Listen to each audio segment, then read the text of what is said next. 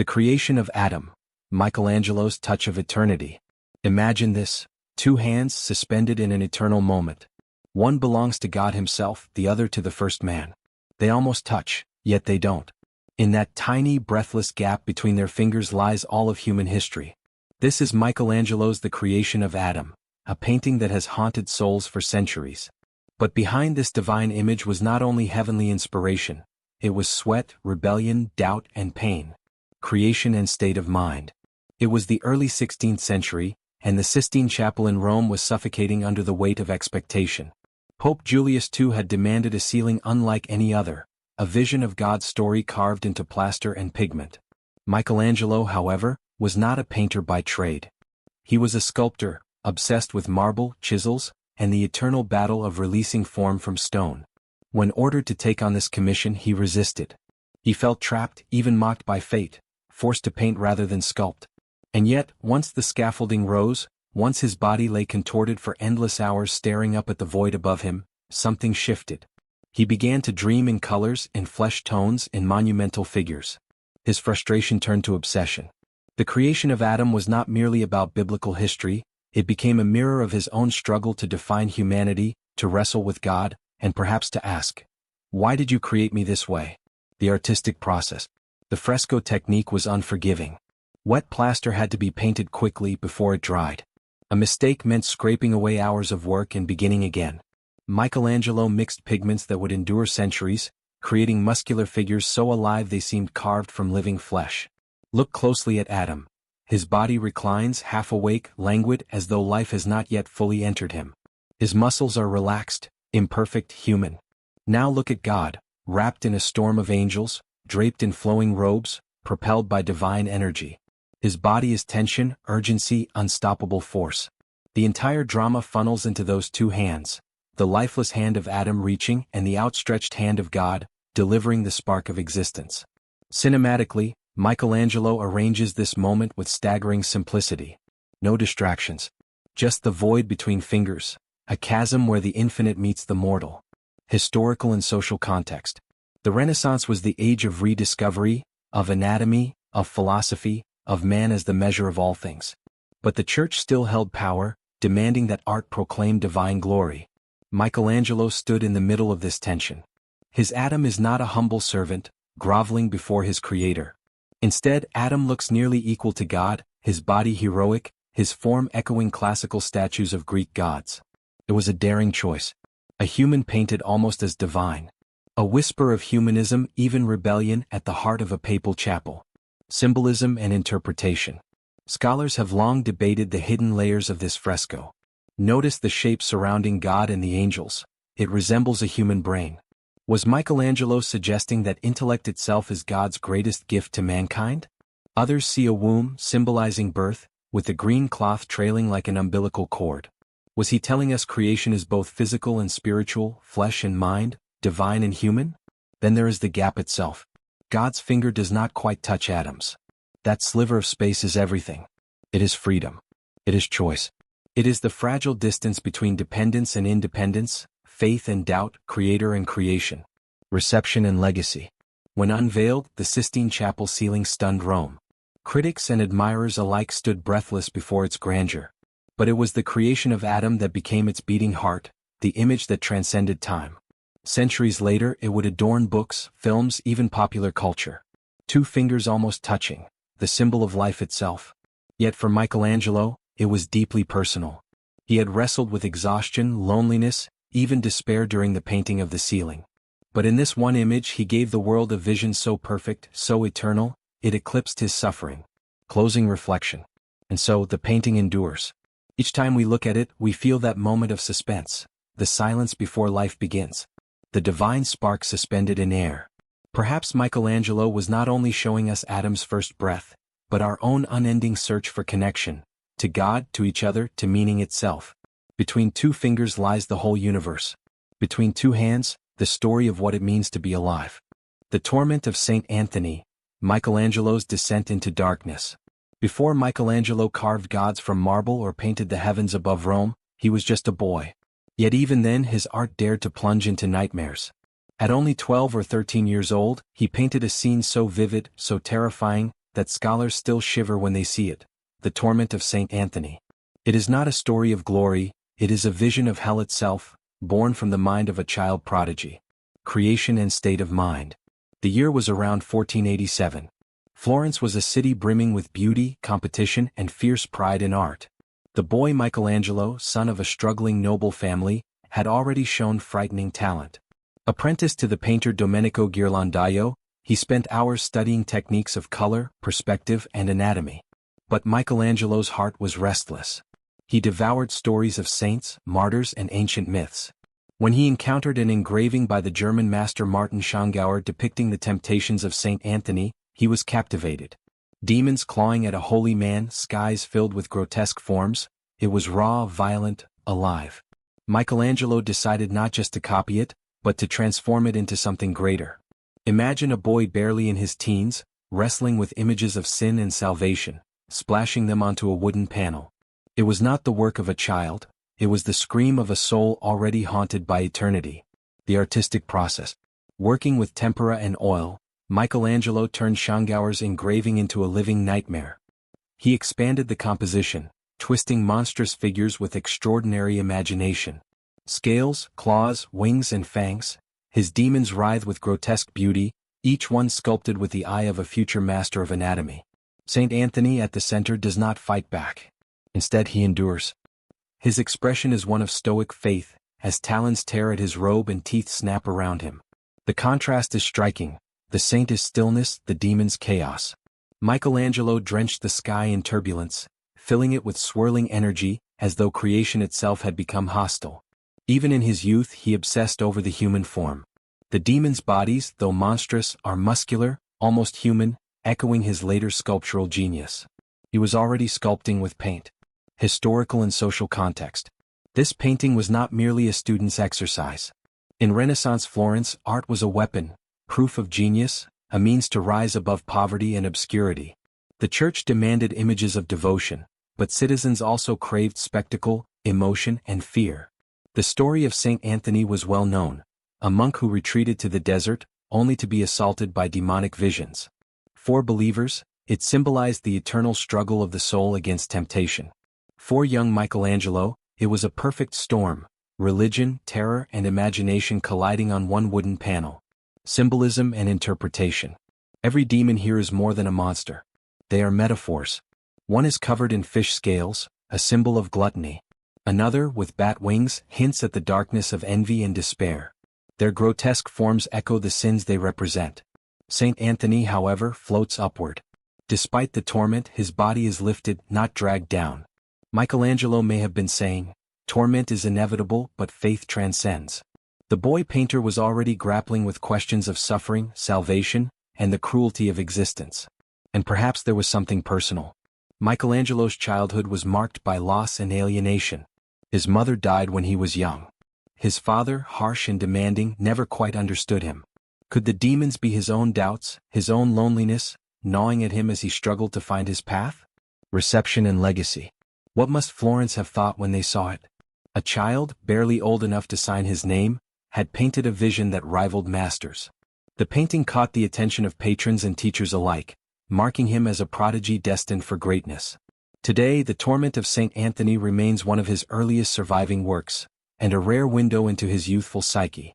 While his later masterpieces celebrated divine beauty, here we see the shadow side, the fears and visions that lurked beneath his genius. Closing reflection. In this painting, Michelangelo gave form to nightmares. But more than that, he revealed something eternal, the torment of being human. Demons may claw at us, desire, fear, despair, but like Saint Anthony we endure. For Michelangelo, this early painting was not just an experiment. It was a prophecy. A declaration that art could wrestle with darkness and still find transcendence. Even in torment, the soul rises. Even in youth, genius finds its voice. The Last Judgement, Michelangelo's vision of eternity. Imagine standing in the Sistine Chapel in 1541. The air smells of incense and candle wax, whispers echo from the marble floor. Then before your eyes, the wall behind the altar comes alive. Thousands of figures, naked, writhing, soaring, falling. Christ at the center, not merciful, but terrible, a judge striking with divine fury. This was not the tender savior the church wanted. It was the Last Judgement, Michelangelo's apocalyptic vision that shook Rome to its core. Creation and state of mind. Michelangelo was no longer the boy genius of Florence or the young sculptor who carved David. He was in his 60s, weary, scarred by decades of political turmoil, betrayals, and spiritual crisis. Rome was recovering from the sack of 1527, a brutal catastrophe when imperial soldiers ravaged the city, desecrated holy places, and slaughtered its people. Faith itself seemed broken. Commissioned by Pope Clement VII and finished under Pope Paul III, the fresco was to cover the Sistine Chapel's altar wall. For Michelangelo, it became more than a commission. It was confession, prophecy, and judgment all at once. The artistic process. The wall stretched almost 40 feet high. Michelangelo worked alone, climbing scaffolding, painting vast fields of flesh and sky. His brush no longer chased the perfection of ideal beauty, it carved bodies in anguish, twisted, heavy, trembling with fear. At the center, Christ raises his arm, not in blessing but in condemnation. His muscular body glows with unearthly power, while Mary beside him turns her gaze away, unable to look at the horror below. Around them, saints gather, Peter holding keys, Bartholomew holding his own flayed skin. And that skin, many believe it bears Michelangelo's own face, as if the artist painted himself as a hollow shell, stripped of identity, confessing his torment before God. Below, the damned are dragged into hell by demons with grotesque glee. The saved struggle upward, pulled by angels. The composition is chaos contained, spirals of flesh, movement and violence, all orbiting the thunderous Christ. Michelangelo used harsh colors, deep blues, fiery reds, shadows that swallow the light. Unlike the ceiling's harmonious balance, the wall screams with tension. It is not heaven, it is the storm before eternity. Historical and social context. The painting came at a time of deep anxiety. The Reformation had shattered the Church, Protestants accused Rome of corruption, and Catholics struggled to defend their faith. The Council of Trent loomed on the horizon, demanding clarity, order, and morality in art. But Michelangelo gave them something else: chaos, terror, truth. The human body, naked and unashamed, became the battlefield of salvation. His vision was too raw, too human for the Church's comfort. Soon, censors demanded drapery to cover the nude figures. They called it obscene, indecent. Michelangelo scoffed, calling his critics little tailors. Yet many of his figures were later veiled with painted cloths by another artist. Still, the power of the original vision bleeds through. Symbolism and interpretation. Every inch of the Last Judgement speaks of Michelangelo's obsessions. The rising and falling bodies reflect his own spiritual struggle, caught between faith and doubt, salvation and despair. The flayed skin of Saint Bartholomew, bearing his own face, is perhaps the most haunting self-portrait in history. Was Michelangelo admitting his fear of damnation? Was he stripping himself before God, saying, "This is me, raw and guilty"? And Christ, not the forgiving shepherd but the merciless judge, reflects Michelangelo's disillusionment. To him, God was no longer gentle. God was power, inevitable and final. Reception and legacy. When the fresco was unveiled, Rome gasped. Some fell to their knees in awe, others in horror. It was not a painting, it was a vision of the apocalypse. The Church itself was conflicted. The faithful were shaken, critics outraged. But none could deny its force. Over centuries, the Last Judgement has become one of the most powerful images in Western art, a mirror of human fear, guilt, and hope. It was not just a painting of the end of the world. It was Michelangelo's own reckoning, an old man staring into eternity, painting his fear of judgment for all to see. Closing reflection. Stand before the Last Judgement today and you feel it still. The pull of heaven and hell. The weight of sin. The silence before the trumpet of eternity. Michelangelo left us not a comfort but a warning.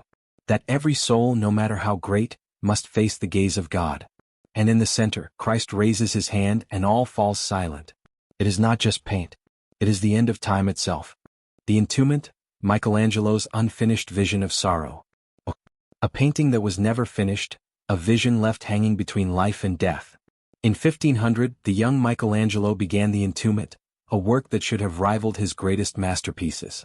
Yet he abandoned it, leaving behind an incomplete canvas that still pulses with anguish and mystery.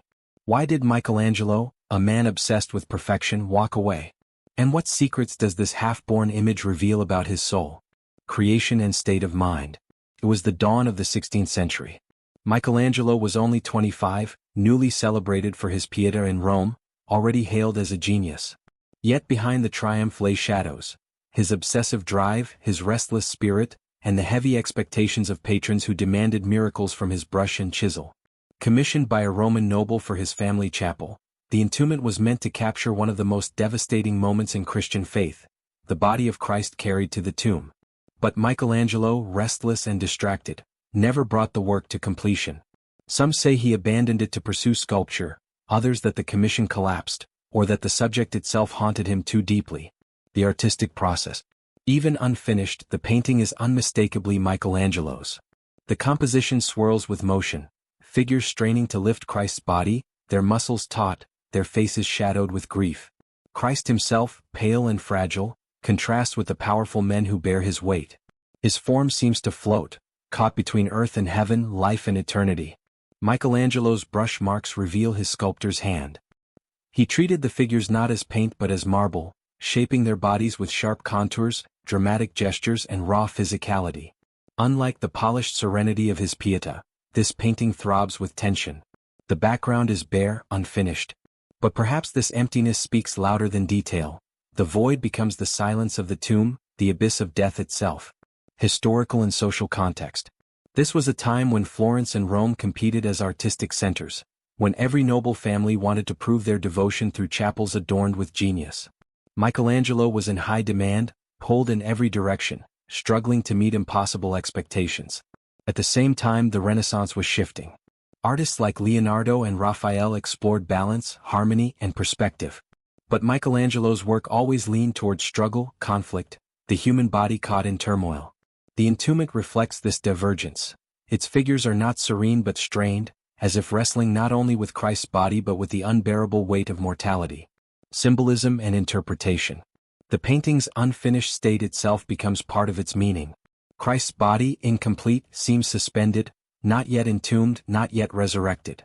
The work mirrors humanity's uncertainty, caught between despair and hope, death and salvation. Some art historians see Michelangelo himself in the figures, the bearers straining with divine weight as the artist himself struggled with his burdens. The emptiness of the background suggests eternity, an endless space where human drama plays out against silence. The raised arms of one figure lifting Christ toward heaven can be read as a gesture of offering, humanity giving back the broken body of God.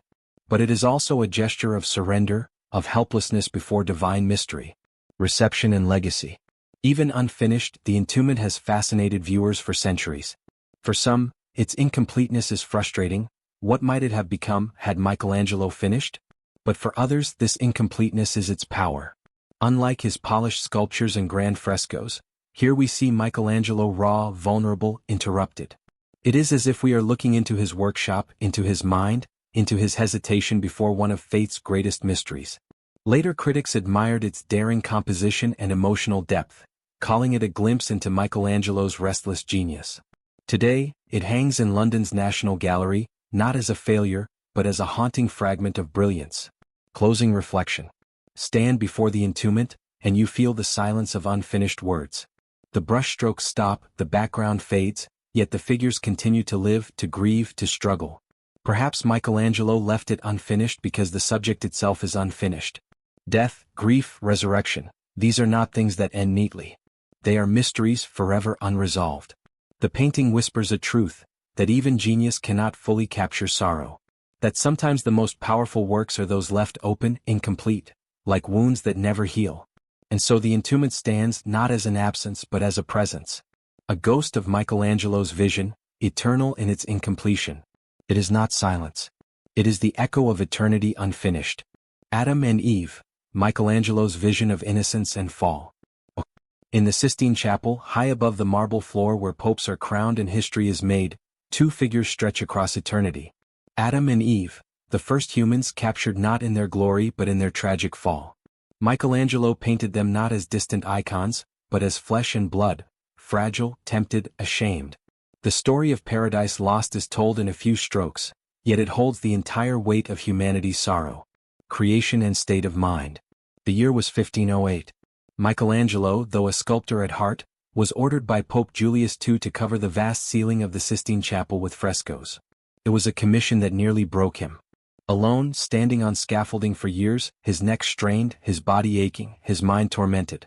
Among the countless biblical stories, Michelangelo chose to include the creation, the temptation, and the expulsion of Adam and Eve. This was no simple decoration. For Michelangelo, the tale was not just myth, but the very mirror of human nature. Beauty corrupted by desire, love tainted by shame. He painted Adam and Eve in two moments, first reaching toward the forbidden fruit, then driven out of Eden. Two halves of one story, two wounds carved into the ceiling. The artistic process. Look closely at the fresco and you see Michelangelo's sculptor's hand. The bodies of Adam and Eve are monumental, muscular, tense, trembling with life. Eve's hand reaches toward the serpent, her face lit with hesitation and hunger. Adam leans with her, his body drawn, his will collapsing. The serpent itself coils with chilling elegance, its face eerily human. Then, on the other side, the punishment, an angel with a flaming sword driving them out. Their bodies bend, their faces twist with terror and shame. Adam hides his face, Eve shrinks, covering her nakedness. The contrast is brutal, desire on one side, despair on the other. The colors are raw and vivid. The green of the tree, the pale flesh of the figures, the red of the angel's fury. The composition is sharp, almost theatrical, as if the ceiling itself were a stage for humanity's greatest tragedy. Historical and social context. This was the Renaissance, an age intoxicated with rediscovering the human body and ancient myths, yet also deeply rooted in Christian faith. Michelangelo lived in the tension of these worlds, celebrating the beauty of flesh while fearing the corruption of sin.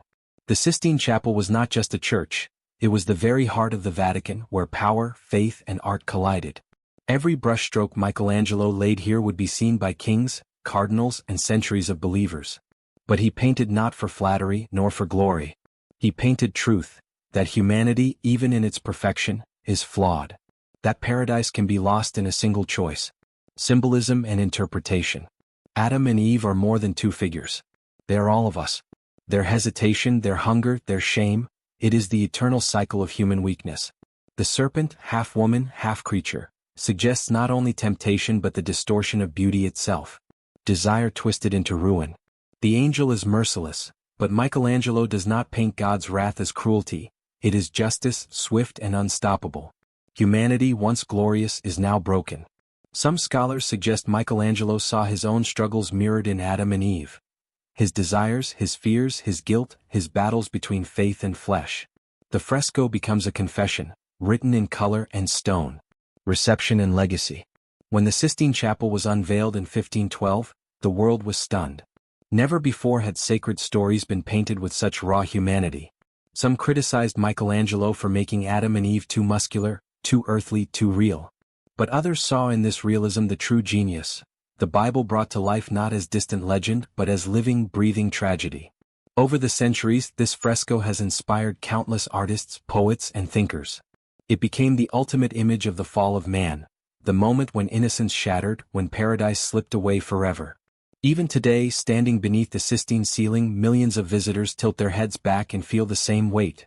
The burden of choice, the fragility of innocence, the inevitability of loss. Closing reflection. Michelangelo's Adam and Eve is more than paint on plaster. It is a mirror held up to humanity. We see ourselves in their longing, in their shame, in their exile. In their reaching hand we see our own desires. In their bowed heads our own regrets. In their expulsion, the eternal truth that paradise is fragile, and that every choice carries a shadow. The fresco does not end with hope, it ends with exile. Yet in that sorrow lies a haunting beauty. For even in loss, Michelangelo painted humanity with dignity, fragile, broken, yet achingly alive. And so the ceiling whispers to every soul that looks upward, we are Adam. We are Eve. Forever reaching, forever falling.